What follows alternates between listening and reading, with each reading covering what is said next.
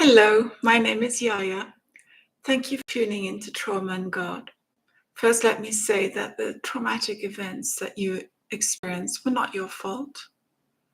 I know personally that healing from the black clouded trauma is possible. It just takes time. Just as in nature, there's always sunlight behind a dark cloud. So it is for us. God is light, and He's always there. We just have to find Him. In this series, I will talk about things that hinder us from finding the light and things we can do that help us overcome obstacles. Today's subject is, it doesn't feel right. We all have different experiences in life, and we all handle the experiences differently. I find it fascinating when I read other people's stories or hear others tell me of theirs. It makes me feel more educated somehow. It broadens my perspective by knowing that every human being struggles. And it enlarges my outlook, not just on life, but on the world. It's because I can remember all too well the time when I was unable to talk about my issues and my feelings, and I felt totally alone and isolated. Well, here is a common problem we all share. What do you do when there's something that makes you feel, agitated, restless, fretful, unsettled? When something just doesn't feel right? Do you bury your feelings? Do you act fine but inwardly churn away at them? Do you talk to someone else about it? Or do you just tell yourself, oh, it's just trivial, you're just being silly? I've often found that the agitated, restless feeling is not trivial at all, but a significant message trying to push me to resolve an issue that's been bothering me. In our physical bodies, a tiny splinter in a finger can make us feel uncomfortable, and we know exactly where the splinter is located. We only have to dig it out. With our emotions, it's different. We can feel an agitation, but not knowing where it comes from, or even the root cause, makes it impossible to know how to deal with it. How do you know what to do if you don't know what's making you feel unsettled? I think the answer is to keep being inquisitive and keep asking yourself, why do I feel like this? Persevere. Do not give up until you've found the source or the solution for your problem. I recently solved the problem of a messy and badly stocked spice drawer. You know the problem. You can't find a jar of garlic, so you buy another one, and lo and behold, you end up with 3. Now when I open my drawer, my spice jars stand upright to attention in alphabetical order like little soldiers with white handwritten labels on the tops of their heads.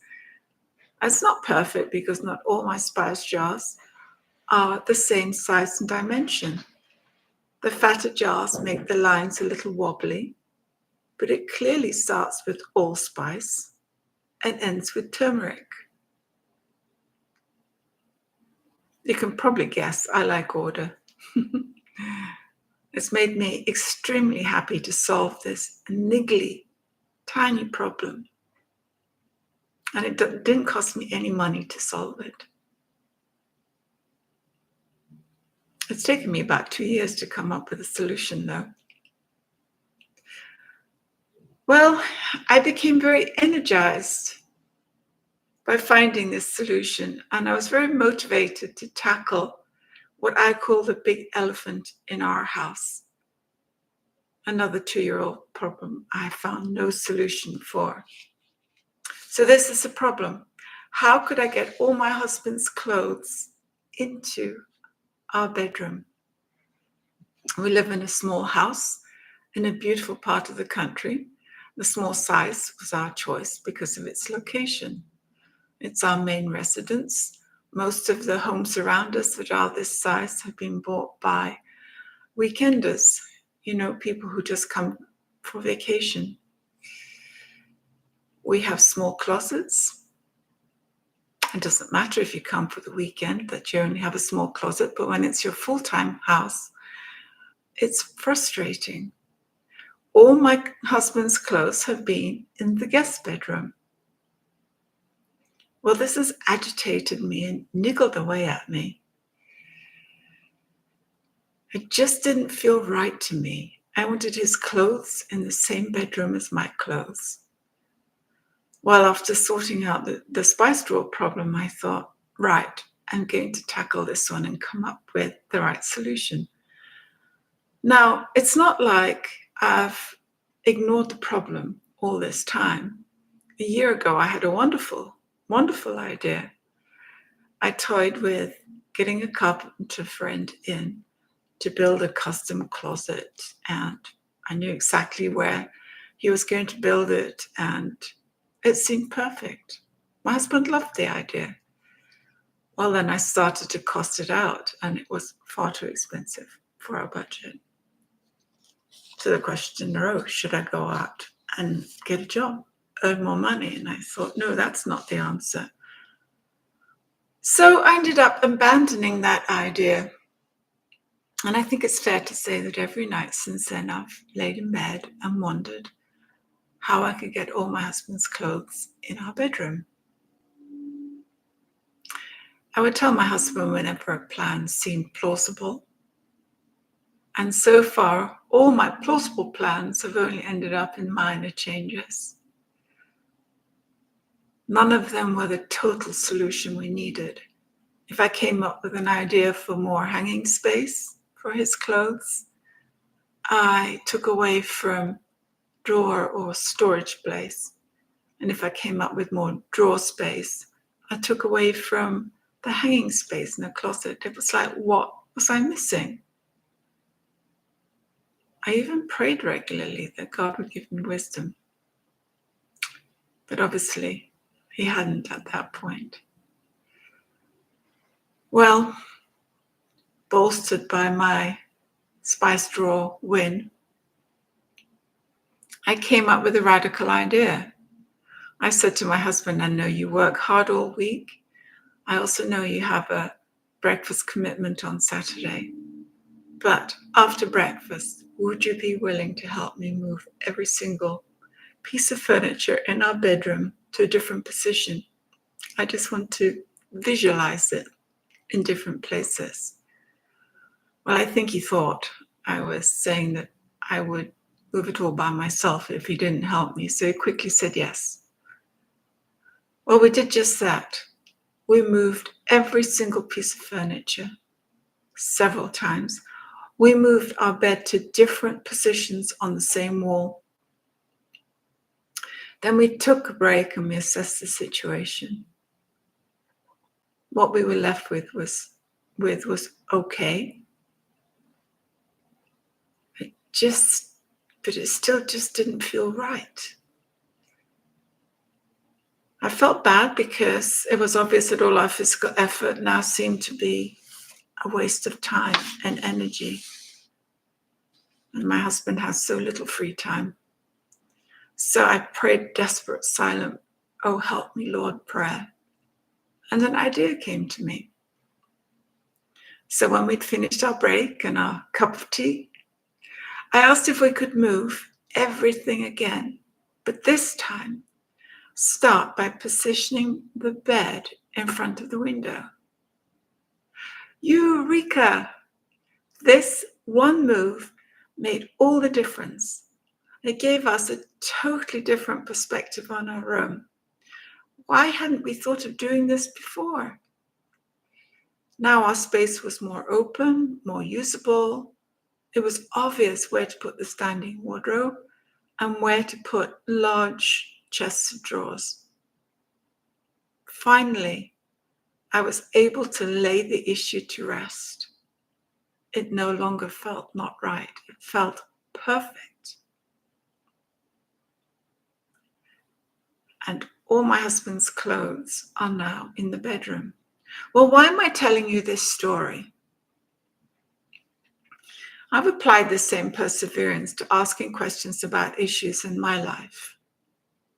Like yours, my life is full of problems, some small, niggly ones, and some really big, overwhelming issues.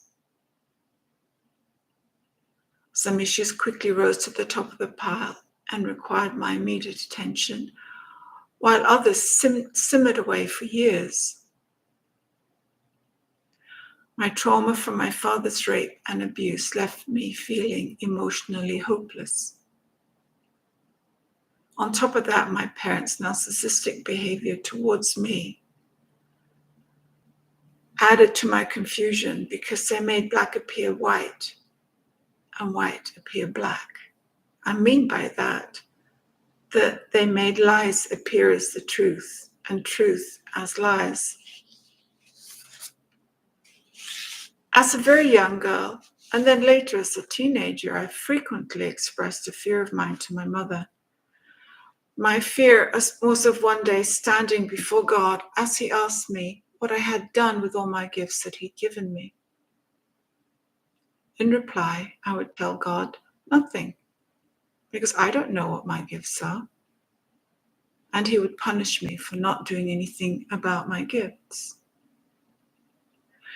Well, after I asked my question, Mother would remain silent. She would just look at me, as she had done all the other times I'd asked the same, what are my gifts question.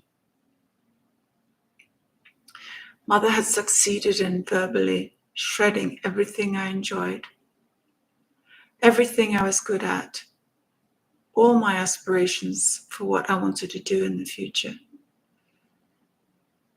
Mother never gave me positive feedback. And together my parents pushed me to despair by making me feel so worthless that I wanted to kill myself. Well, God intervened. He led me to find love and marriage, and with that gave me a reason to live. I started to gain a new long-term perspective, and I set myself goals. I wanted to do more than just survive. I wanted to live life and feel alive and have no regrets.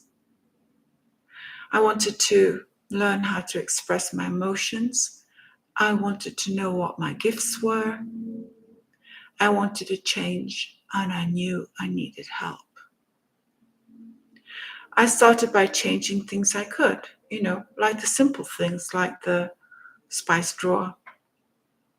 Each time I found emotional healing in a seemingly insignificant part of my life, I got renewed courage to believe that God could heal the elephant in the room, the deeper things in me. In order to keep me on track with my journey of healing, I had to never give up on being inquisitive and learning about my own health. I had to learn to trust myself and go with the flow of whatever it was I found I was dealing with, whatever it was that was niggling away at me, however trivial it seemed. I had to learn how to hear God's voice for myself. Change is hard for all of us, and bad days come. I had a horrible day yesterday. I was stuck in an all too familiar downward spiral. Well, today's a new day, and I woke up in a much better place. I chose to take time out of my busy day to sit still and listen to God. It made my day very special and kept me buoyant. I have found it works best when I include God in my issues and I ask Him to help me. God gives me the insight to solve my little niggly problems and the hope and perseverance to keep going until the big issues are resolved. He is the only one who can truly give me or any of us a new perspective. Nothing is too hard for him. God is a trustworthy foundation. Ask him to help you. Well, I kept asking him the big question for me. What are my gifts? It took time for me to undo what my parents said or had not said when I was young. The question I asked my mother multiple times and got no reply to has been answered by God in only the way He can. Now I know myself. I know my personality, my way of thinking, my drive, my passions, my abilities, my gifts. But the knowledge He's given me has moved my heart, and I'm amazed by how gently He guided me to that knowledge and by the love He has for me. Now I've owned the truth, I've found my voice to speak out, and the courage to believe in myself. When that day comes, when I stand before God and He asks me what I've done with all the gifts He gave me, I won't be afraid because I have the answer. It's not the end of the story. I'm still inquisitive. I still have more questions to ask God, more changes to make. God has not finished with me yet, and I know He has got me this far and will not give up on me, ever. You are not trivial to God, nor are your issues. God cares. God loves you with the same intensity and passion that He loves me with, and He made you uniquely you. If you're unsure of something deep within yourself, keep being inquisitive and asking God to show you what you need to know and where you need to change. He's fully aware of how He made you, and He wants to show you how unique and wonderful you are. In the Bible, in the book of John, chapter 16, verse 24, it says, "Until now, you have not asked the Father for everything in my name, but now ask and keep on asking, and you will receive, so that your joy may be full and complete." Please subscribe and tell others if you found this vlog helpful. If this stirs things in you, please reach out and talk to someone. You may email me, Yaya, at traumaandgod@gmail.com, or read my personal story, Snakes in the Loo, at Amazon Books. Help is available at the following: Suicide and Crisis Helpline, 1-800-273-TALK, Rape, Abuse, and Incest Network website, 1-800-656-HOPE. God is for you, and so am I.